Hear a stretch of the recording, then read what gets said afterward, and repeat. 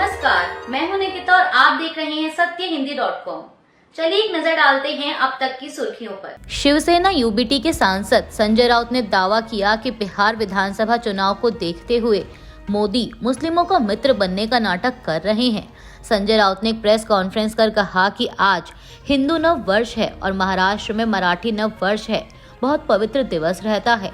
सब जगह पर आज शोभा यात्रा भी निकल रही है और कल ईद है। मोदी जी ने ईद की सौगात लगभग 40 लाख मुस्लिम भाइयों के घर घर तक पहुंचाई है। बीजेपी के कार्यकर्ताओं को काम दिया कि मस्जिदों में जाओ, मुस्लिम मोहल्ले में जाओ और सबको गले लगाओ। राउत बोले कि अचानक उनको क्या हो गया मालूम नहीं। जब चुनाव आते हैं तो उनकी भाषा अलग हो जाती है कि देश में मुसलमान नहीं रहने चाहिए, लेकिन बिहार का चुनाव आने लगा है और इंटरनेशनल दबाव पड़ गया है तो मोदी मुसलमानों के भी मित्र बनने की कोशिश करने लगे हैं, लेकिन ये ढोंग है। भारतीय सरकार के गृह मंत्रालय की ओर से पिछले एक वर्ष में सोशल मीडिया प्लेटफॉर्म एक्स को भेजे गए टेक डाउन नोटिस की संख्या और उसके मकसद को लेकर द हिंदू में एक रिपोर्ट छपी है। इस रिपोर्ट के अनुसार मार्च 2024 से अब तक गृह मंत्रालय के भारतीय साइबर अपराध समन्वय केंद्र I4C द्वारा एक्स को भेजे गए 66 टेक डाउन नोटिस में से लगभग 30% नोटिस केंद्रीय मंत्रियों, सरकारी एजेंसियों और चुनाव से संबंधित पोस्ट को हटाने के लिए थे। यह जानकारी एक्स और भारत सरकार के बीच चल रही कानूनी लड़ाई के दौरान सहयोग पोर्टल के जरिए सामने आई है। बता दें कि मार्च 2024 में भारत सरकार ने सूचना प्रौद्योगिकी अधिनियम के तहत गृह मंत्रालय को सोशल मीडिया मध्यस्थों को टेक डाउन नोटिस भेजने का अधिकार दिया। इसके बाद से एक्स सहित विभिन्न प्लेटफॉर्मों को अवैध सामग्री हटाने के लिए नोटिस जारी किए गए। हालांकि नोटिसों का विवरण लगभग 2 साल तक सार्वजनिक नहीं किया गया, क्योंकि एक्स ने अप्रैल 2023 से सरकारी टेकडाउन अनुरोधों का विवरण प्रकाशित करना बंद कर दिया था। वहीं पिछले 1 साल में सरकार ने सोशल मीडिया और मैसेजिंग मध्यस्थों जैसे एक्स, फेसबुक, इंस्टाग्राम और व्हाट्सएप को 1.1 लाख से अधिक सामग्री को हटाने के लिए नोटिस भेजे हैं। आपको बता दें कि सहयोग पोर्टल जिसे गृह मंत्रालय ने विकसित किया है, यह पोर्टल केंद्रीय मंत्रालयों से लेकर स्थानीय पुलिस स्टेशनों तक सभी सरकारी एजेंसियों को टेक डाउन नोटिस जारी करने की सुविधा देता है। वहीं एक्स ने इस पोर्टल को सेंसरशिप का हथियार बताते हुए इसकी वैधता पर सवाल उठाए हैं। कंपनी का तर्क है कि यह प्रणाली सूचना प्रौद्योगिकी और इलेक्ट्रॉनिक्स मंत्रालय द्वारा धारा 69A के तहत तय न्यायिक प्रक्रिया को दरकिनार करती है, जिसमें सामग्री की जांच और निर्णय की प्रक्रिया शामिल है। इसके चलते एक्स ने कर्नाटक हाईकोर्ट में एक मुकदमा भी दायर किया है, जिसमें दावा किया गया है कि भारत सरकार ऑनलाइन कंटेंट को गैर कानूनी रूप से सेंसर कर रही है। कंपनी का कहना है कि सहयोग पोर्टल के जरिए सरकार ने सेंसरशिप की शक्तियों का अनुचित विस्तार किया है और असंख्य सरकारी अधिकारियों को ऐसे आदेश जारी करने का अधिकार दे दिया है। एक्स का यह भी आरोप है कि सूचना प्रौद्योगिकी और इलेक्ट्रॉनिक्स मंत्रालय अन्य विभागों के माध्यम से अप्रत्यक्ष रूप से वह कर रहा है जो वह धारा 69A के तहत सीधे नहीं कर सकता। और अब इस कानूनी लड़ाई ने भारत में डिजिटल स्वतंत्रता और अभिव्यक्ति की स्वतंत्रता पर बहस को तेज कर दिया है। 29 मार्च 2025 को जयपुर के प्रताप नगर क्षेत्र में वीर तेजाजी महाराज की मूर्ति खंडित होने की घटना सामने आई है, जिससे स्थानीय समुदाय में गहरा आक्रोश फैल गया। इस घटना के विरोध में युवाओं ने प्रदर्शन किया, जिसके परिणाम स्वरूप पुलिस ने 19 लोगों को हिरासत में लिया है। इस मामले में पुलिस ने मुख्य आरोपी को भी अरेस्ट कर लिया है और उसके बाद अशोकनगर पुलिस थाने में भी बड़ी बैठक हुई। दरअसल अशोकनगर थाने में उन लोगों को छोड़ने के लिए बैठक की गई जिन लोगों को प्रदर्शन के दौरान पुलिस ने हिरासत में लिया था। स्थिति की गंभीरता को देखते हुए देर रात अशोकनगर थाने में उच्च स्तरीय वार्ता आयोजित की गई और लंबी चर्चा के बाद 4 प्रमुख मांगों पर सहमति बनी है, जिनमें पहली मांग है कि प्रदर्शन के दौरान हिरासत में लिए गए 19 लोगों को रिहा किया जाएगा। दूसरी मांग, खंडित मूर्ति को प्रशासन द्वारा पुनर्स्थापित किया जाएगा। तीसरी मांग के तहत दोषियों की गिरफ्तारी कर उन्हें सख्त सजा दिलाई जाएगी और भविष्य में ऐसी घटनाओं को रोकने के लिए प्रशासन कठोर कदम उठाएगा। मीडिया रिपोर्ट्स के मुताबिक यह घटना राजस्थान में मूर्ति खंडित करने की बढ़ती घटनाओं की कड़ी में एक और उदाहरण है। पिछले कुछ महीनों में राज्य के विभिन्न हिस्सों में हिंदू देवी देवताओं की मूर्तियों को खंडित करने की घटनाएं सामने आई हैं, जिससे समुदाय में रोष व्याप्त है। म्यांमार की सैन्य जुंटा ने देश में आए भूकंप के बाद भी लोकतंत्र समर्थक विद्रोही गुटों पर हवाई हमले किए हैं। संयुक्त राष्ट्र ने इसे पूरी तरह से अस्वीकार्य बताया है। मीडिया द्वारा पुष्टि की गई है कि जुंटा के हमले में 7 लोगों की मौत हो गई। भूकंप की घटना को हुए 3 घंटे भी नहीं बीते थे कि सैन्य जुंटा ने हमले कर दिए।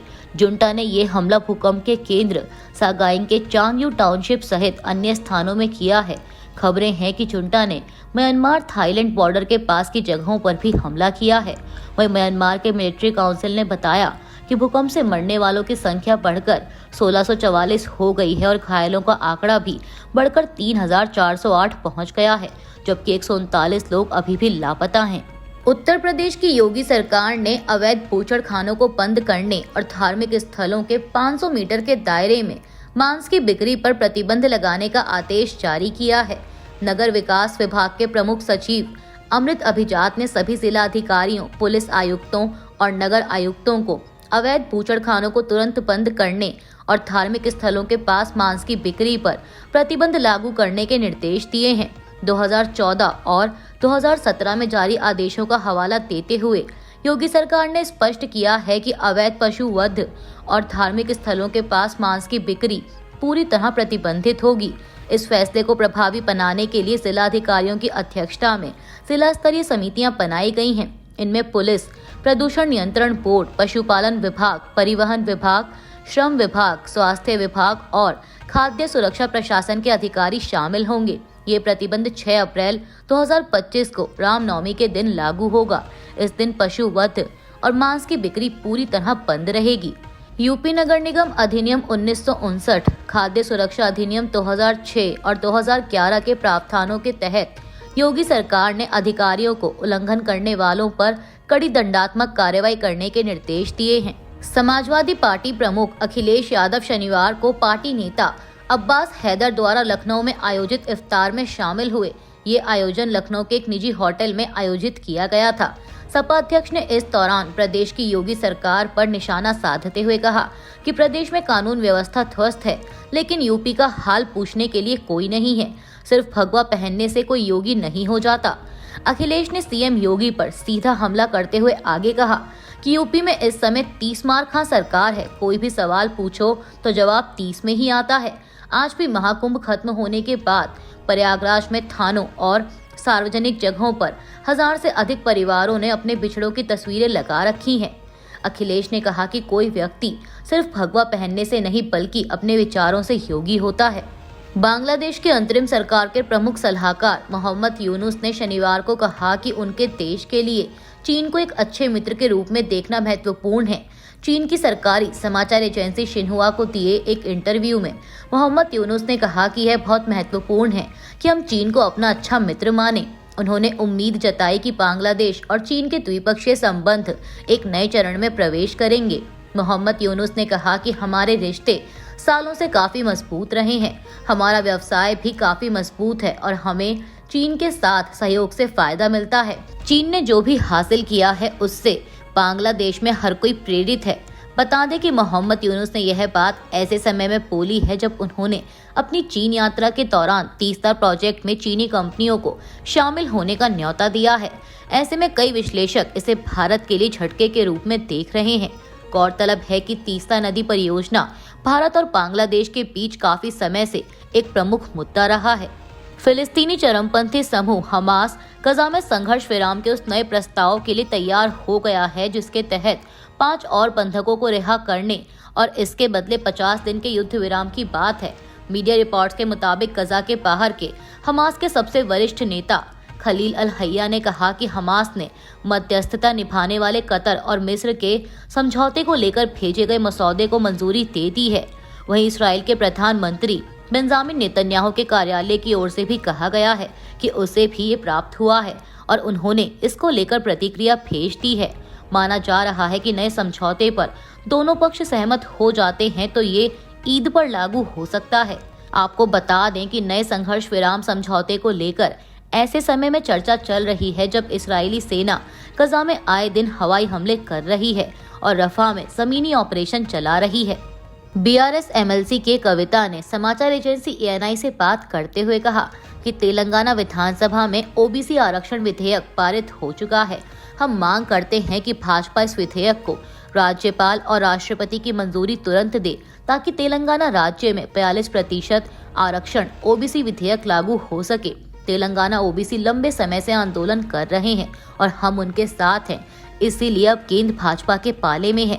इसीलिए हम मांग कर रहे हैं कि भाजपा इस विधेयक को तुरंत पारित करे। अभी के लिए बस इतना ही। बाकी की खबरों के लिए बने रहिए सत्यहिंदी.com के साथ।